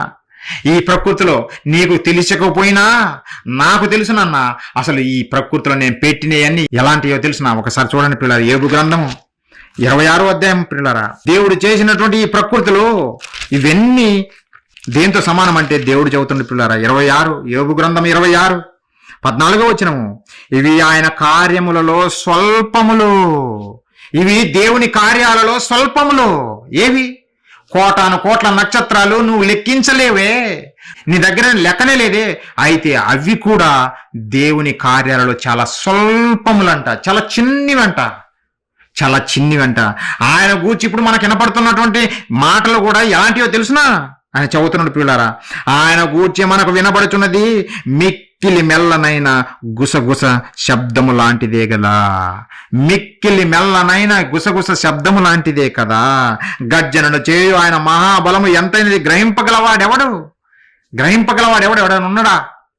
లేడు. ఆ చిన్ని శబ్దాలకే తట్టుకోలేక తబ్బిబ్బైపోతున్నావు, ఆశ్చర్యపడిపోతున్నావు. కానీ బుద్ధిహీనుడు వై దేవుడు లేడని చెబుతున్నావు. ఆయన కార్యాలలో ఇవన్నీ చిన్నవి పిల్లరా. ఒక ఉరుము వస్తే గడగడగడ ఉనిగిపోయి మూల దాక్కుంటాం ఇంట్లో. ఒక ఉరుము, చిన్న ఉరుమికే, ఆ ఉరుము గర్జనకే అల్లాడిపోతాం, సత్యన శవంలాగా మారిపోతాం. అవన్నీ పిల్లరా ప్రకృతిలో ఆయన పెట్టినవి. ఇవన్నీ మిక్కిలి మెల్లనైన చిన్న గుసగుస లాంటి శబ్దము లాంటివి. ఆయన దృష్టికి కోటాన కోట్ల నక్షత్రాలు దేవుడు కలుగజేసినా ఆయన దృష్టికి, ఆయన కార్యంలో అవి అతి స్వల్పములైనవి. ఎంత గొప్పవాడో మన దేవుడు ఆలోచించని పిల్లరా. సర్వశక్తిమంతుడైనటువంటి దేవుడు, నిత్యుడగు దేవుడు ఎంత గొప్పవాడో మీరు ఆలోచించండి. అలాంటి గొప్ప దేవుడి ప్రజలము మనము ధన్యులము. ధన్యులం పిల్లరా, ధన్యులం. మరలా వచ్చి స్తుతి అని చెప్పకండి నోటితోటి. ఇదిగో వాక్యము ప్రకటిస్తున్నాం కదా, వాక్యము నేర్చుకొని ఆ వాక్యం అనేక మందికి ప్రకటించండి.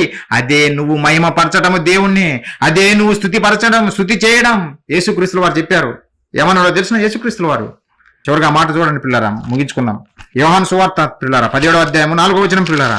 యేసుక్రీస్తుల వారు ఇక సెలవును ఎక్కబోతున్నాడు. ఆ ఎక్కబోయే ముందు ఆయన పలికిన మాటలు పిల్లారా, తండ్రికి ప్రార్థన చేస్తూ పలికిన మాటలు. 17వ అధ్యాయము యోహాను సువార్త 4వ వచనం పిల్లారా. చేయుటకు నీవు నాకు ఇచ్చిన పని, తండ్రి చేయుటకు నీవు నాకు పని ఇచ్చావు.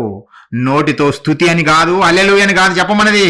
తండ్రి నువ్వు నాకు ఒక పని ఇచ్చావు తండ్రి. ఏంటిది? ఈ మానవాళ్ళందరి కొరకు నువ్వు ప్రాణం పెట్టాలన్నా, ఈ ప్రపంచ మానవాళ్ళందరికీ నువ్వు ప్రాణం పెట్టాలి, ఈ ప్రపంచ మానవాళ్ళందరినీ నా దగ్గరికి చేర్చాలి, నా మాటలు చెప్పు నన్నా అని యేసుక్రీస్తుల వారిని, తన ప్రియ కుమారుని క్రీస్తు వారిని భూమి మీదకి పంపాడు. పంపించిన తర్వాత యేసుక్రీస్తుల వారు చేశాడు. దేవుని గూర్చిన ఎన్నో ఆశ్చర్యకరమైనటువంటి మాటలు, బోధలు చేశాడు. చేసి ఎన్నో అద్భుత కార్యాలు ప్రజల మధ్య చేశాడు. చేసిన తర్వాత ఇక సిలువ ఎక్కబోయే ముందు ఆయన పలుకుతున్న మాటలు పిల్లారా, ఈ మాటలు చూసైనా క్రైస్తవ సమాజం తెలుసుకోవాలా, నిద్ర మేల్కోవాలా.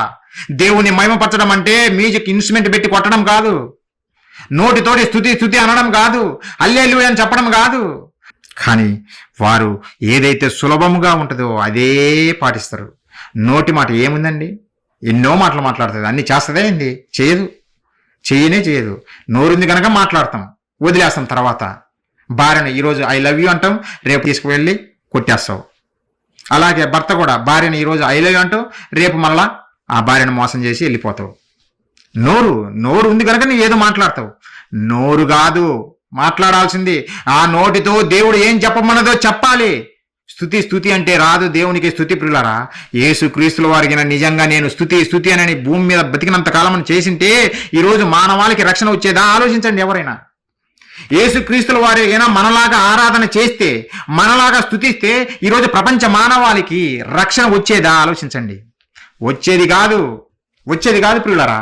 యేసుక్రీస్తుల వారు ఎంత అద్భుతమైన మాట పలికాడు చూడండి పిల్లారా. 4వ వచనము, చేయుటకు నీవు నాకు ఇచ్చిన పని నేను సంపూర్ణముగా నెరవేర్చి కుదవలేదు. ఈరోజు మాకు పని ఉందండి రాలేమండి, రేపు మాకు పెళ్ళుందండి రాలేమండి, అది కాదు, సంపూర్ణముగా.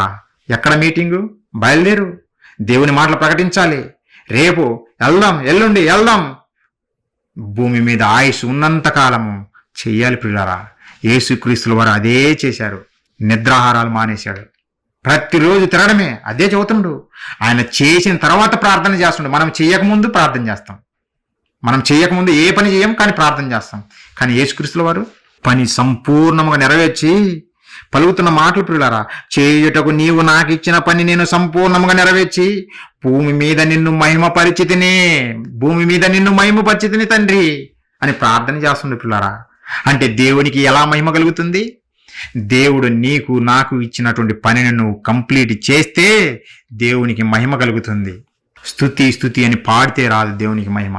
హల్లెలూయా అని నేను ఇక్కడ గుంతేసి మాట్లాడి కిందన్న మీరు హల్లెలూయా అని అంటే దేవునికి స్తుతి కలగదు. దేవుడు అప్పగిచ్చిన పనిని మనము చేయాలి. ఈరోజు భూమి మీద అనేక మంది దేవుడు లేడు అని విర్రవీగుతున్నారు. వారందరూ నోరు మూయించే పనులు మనము చెయ్యాలి. అదే సహోదరుడు అంజన్ కుమార్ చేశాడు. అన్న, మాకు ఈ మాటలు తెలియజేయండి, దేవుని మాటలు ఉన్నతమైన మాటలు మాకు వినిపించండి అని ఈ ప్రాంతంలో తెలియజేశాడు. పిల్లారా, వచ్చి వినండి, ఉచితంగానే మేము బోధిస్తాం. ఉచితంగా మహాజ్ఞాన సంగతులు, దేవుని కూర్చున్న విషయాలు, అనేకమైన విషయాలు మీకు నేర్పుతాం.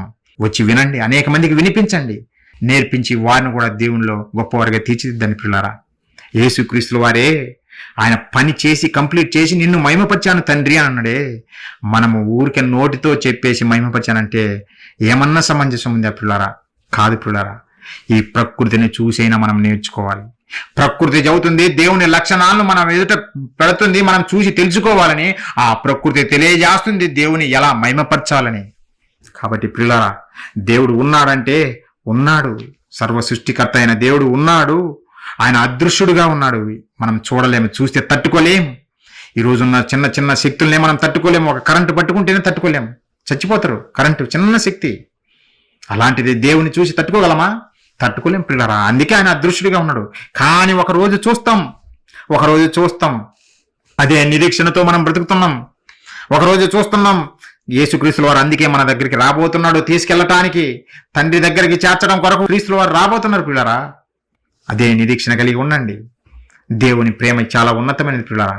ఈ ప్రకృతిని అంతా చేసి మన పాదాల కింద పెట్టేసి అనుభవించండి నాన్న, మీరు అనుభవించండి, నా దగ్గరికి రండి, ఇది మీ కొరకే చేశాను అని దేవుడు చెప్పాడు పిల్లరా.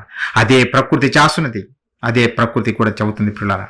కాబట్టి దేవుని ప్రేమను మరిచే ప్రజలుగా ఉండకుండా, దేవుడు లేడన్న మూర్ఖుల నోరు మూయించే నిజమైన దేవుని పిల్లలుగా మీరందరూ ఉండాలని మనస్ఫూర్తిగా నేను కోరుకుంటూ ఈ నా మాటలు ముగిస్తున్న పిల్లరా. ప్రార్థన చేసుకుని ముగించుకున్నాం. మహాపరిశుద్ధుల ప్రేమగల మా కన్న తండ్రి, మీ పరిశుద్ధమైన, ఘనమైన, మహోన్నతమైన, శ్రేష్టమైన మీ నామానికి వందనాలు తండ్రి. దేవా, మీ ఉనికిని ప్రశ్నిస్తున్నటువంటి మానవ సమాజానికి తండ్రి, మీ ఉన్నతమైన మాటలు మా కొరకు రాయించినటువంటి మహాజ్ఞానగ్రంథమైన బైబిల్లో నుంచి కొన్ని తెలియజేయాలని ఆశ కలిగి ఉండగా నాయన, మీ కృప చూపి మీ మాటలు ప్రసాదించినందుకు కృతజ్ఞతాస్తుతులు తండ్రి. దేవా, విన్న మీ పిల్లలు విని విడిచిపెట్టి తమను తాము మోసపుచ్చుకోకుండా కన్న తండ్రి, మీ మాటల ప్రకారము వారు జీవించి మీ ప్రేమను అర్థం చేసుకొని మీరున్నారని వెరిగి లేడు అన్న ప్రతి ఒక్కరి నోరు మూయించేవారిగా తండ్రి, మీ మాటలు విన్న ప్రతి ఒక్కరిని దీవించండి తండ్రి. అదేవిధంగా మీ మాటలు వినటానికి వచ్చిన మీ ప్రియులు పిల్లలు తండ్రి, వారందరినీ పేరు పేరున దీవించండి. వారి పనిబాట్లలో తోడుగా ఉండి నడిపించండి నాయన. మార్గాల్లో తోడుగా ఉండండి. అలాగే నాయన, మీరు ఫలించులాగున ప్రతి ఒక్కరిని పేరు పేరున దీవించమని, పరసంబంధమైన దీవెనలు ప్రతి ఒక్కరికి అనుగ్రహించమని వేడుకుంటున్నాం తండ్రి. విత్తబడుతున్న వాక్యం నాయన వృధా కాకుండా వారి జీవితాల్లో ఫలాలు తీసుకొచ్చురాకున తండ్రి, మీ కృప చూపమని నడిపించమని వేడుకుంటున్నాం తండ్రి. క్రైస్ట్ చర్చ్ ఖమ్మం ద్వారా నాయన తమ్ముళ్ళు ఎంతగానో కష్టపడుతున్నారు. ప్రతి ఒక్కరిని పేరు పేరున దీవించమని బ్రతిమాలు వేడుకుంటున్నాం. మీ పరసంబంధమైన దీవెనలు మెండుగా ప్రసాదించమని వేడుకుంటూ తండ్రి, మీ చిత్తమైతే మా ప్రభువు రక్షకుడు క్రీస్తు వారి రాకడ ఆలస్యమైతే మరలా మేమందరము సంగముగా కూడి ఉన్నతమైన మీ గురించినటువంటి మాటలు నేర్చుకునగలటకు మా పట్ల కృప చూపుతారని వేడుకుంటున్నాం తండ్రి. ఈ ప్రార్థన మా ప్రభువును, మా రక్షకుడును, మీ ప్రియకుమారుడైన క్రీస్తు వారి పుణ్యనామని అడిగి వేడుకొనుచున్నాము తండ్రి.